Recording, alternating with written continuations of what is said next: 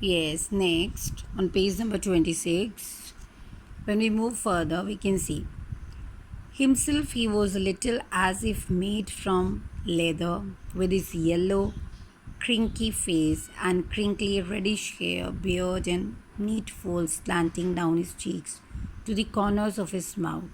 Actually, this paragraph it speaks about basic features of face, basic appearance of Mr. Jessler. It is said he was full of, his face was full of circular marks. Means actually circular marks here means wrinkles. ठीक है, his face was having a lot of wrinkles. He was having reddish hairs and his beard was also having reddish appearance. Why reddish appearance means his hairs were reddish brown in color. Then it is said that his cheeks they were moving towards the corners of the mouth. Moving towards the corner of the mouth means you would have seen many old people, their face, this skin folds they come to down towards the, from the cheek side they come towards the mouth side. So his face was like that only. It is said every time when he would speak, he would just clear his throat and after that only he would just speak to the other person. Then next he says, whatever be the means whatever be his physical appearance, but the man was really a very good person. It could be seen in his character. It could be seen with the gravity with which he used to speak to the other person. And when people they came in contact of Mr. Jessler, they would ultimately understand that yes, this person is really a very good person because whatever he would say, whatever he would speak, that was going to be kept by him. Now he says there was only still means very little difference was there in the elder brother and the younger brother. And it's said in the paragraph, his elder brother was so very like him. His elder brother was also completely like him. No one means it was not easy to discriminate, to distinguish between these two brothers. Yes, how the writer he used to distinguish between these two brothers. He just narrates a particular statement. He says, sometimes when I used to talk to the younger one, then younger would just tell me, younger brother would just give me a reply. I will ask my brother, and as soon as he would say this statement, I would make out that now I'm not talking to the elder one, but I'm talking to the younger brother. Next he says, when one grew old and wild and ran up bills, one somehow never ran them up with Jessler brothers. Means he's just saying that whether people would believe or not, it was quite difficult for Jessler brothers to come up with their work, to come up with their business, whatever business they were doing of making shoes and preparing shoes for other people. But many times I had seen the Jessler brothers, they used to have problems related to billing. What kind of problem they had? Actually, the money which they asked for the shoes prepared by them, it was really cheap one only.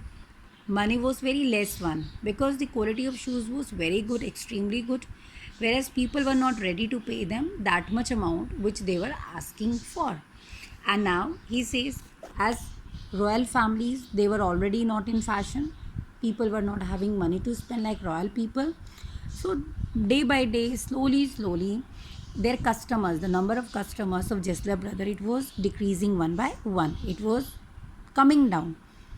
In place of increasing the customers, they were means they were just decreasing their customers because they were preparing the good variety of shoes, the good quality of shoes. Jessler brothers were not ready to reduce that quality, whereas people they wanted to have quality cheap quality means they wanted to have good quality, but they were not ready to pay that much amount which was asked by the shopkeepers. Next he says, for it was not possible to go to him very often. And now writer is just narrating this thing, that for me also it was not possible to go and meet them now and then. But somehow I was just arranging some meetings I had. Whenever I was in the city, I used to go and spend some time with Mr. Jessler and his brother, Jessler brothers. Then he says, he's just narrating one of the incident. He says, one went in not as into most shops in the mood of. He's just narrating this line because he want to say that I would not, means whenever I had a chance and I just got the time to go and meet these two brothers, I would just go and spend some time with them. How he used to spend the time there? He says, I would just go to, I have very often seen these Jesler brothers. If somebody would go to their shop, first of all, they would ask that person to sit properly in the chair.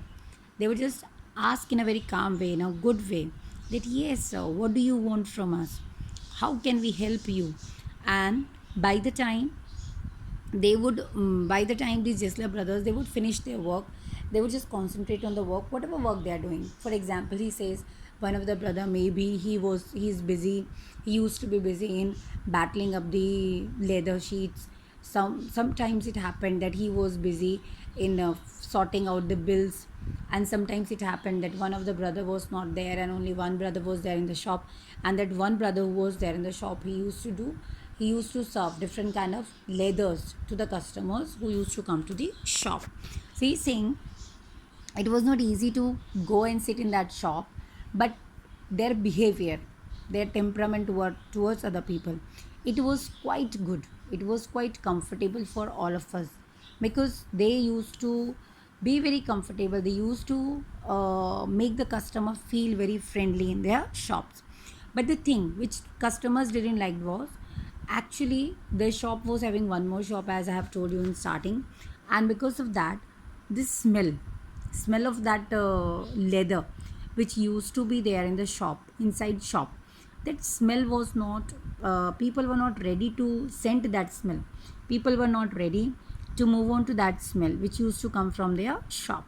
Still he says, whenever I happened to be that side, I used to go and meet these Tesla brothers just to have a talk, just to have a good conversation with them. And next he says, and I would say, how do you do, Mr. Jesler? Could you make me a pair of Russian leather boots? Means he's just narrating that without taking more time, without narrating much. I would straight away tell Mr. Jesler that, Mr. Jesler, are you ready to prepare a boot for me? Are you ready to prepare a pair of boot for me? And how I used to get the reply. Without a word, he would leave me. This was usual habit of Mr. Jesler. He would just leave him and he would go inside the shop into the another portion of the shop, and he would just bring the beautiful, the best piece of the leather for me, and then he would just tell me, see sir, this is the best one according to me. If you are ready, then should I use this particular piece of leather to make shoes for them? And with this only he's saying, what a beautiful piece. When I too had admired it, he would speak again. When do you want them? Want them means, when do you want them? And I would answer, oh, as soon as you conveniently can. And he would say, tomorrow fortnight. Or if he were his elder brother, I will ask my brother. This is the only statement which makes both of them different. The younger brother used to say, I will ask my brother and then I will let you know.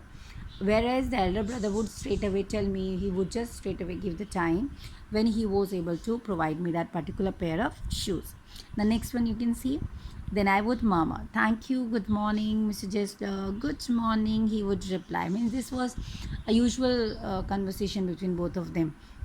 And like that, many times he says, like that, I used to move from one corner of the shop to the another one, and I would just give them various kind of kind of order to make different varieties of shoes for me. And now he's in the last paragraph on page number 27, the author says, whether you believe or not, I just thanked him for the pair of shoes which I was supposed to get the next day. And when he left the door, when he left the shop, again the man, he was in his bath slippers and he was making the sound of tip tap while moving on the stairs where he used to dry up his leather, where he used to put up his leather for drying up in the sun. Then he says, but if it were some new kind of footgear that he had not yet made me, then indeed he would observe ceremony. He would observe ceremony here means actually he just want to make out very particular thing about Mr. Jesla. It is said he was always very keen to make the best variety of shoes, and that's why whenever a new pattern of shoes was brought to him, and whenever the author would like that Mr. Jesler should prepare this kind of shoes, he would keenly observe that particular pair. He would keenly see what kind of leather is used, what kind of pattern can be used, how this thing can be made much more better as compared to the present pattern. And with that particular things about that particular shoe, he would keenly observe all these things, and after that he would just give a remark whether that particular pattern will be suitable, whether that particular pattern should be worn by the person or not, whether it is comfortable or not, everything he would say, and finally he will give a statement. Yes, the same thing can be given to you, can be provided by me to you or not. Means he never hided anything.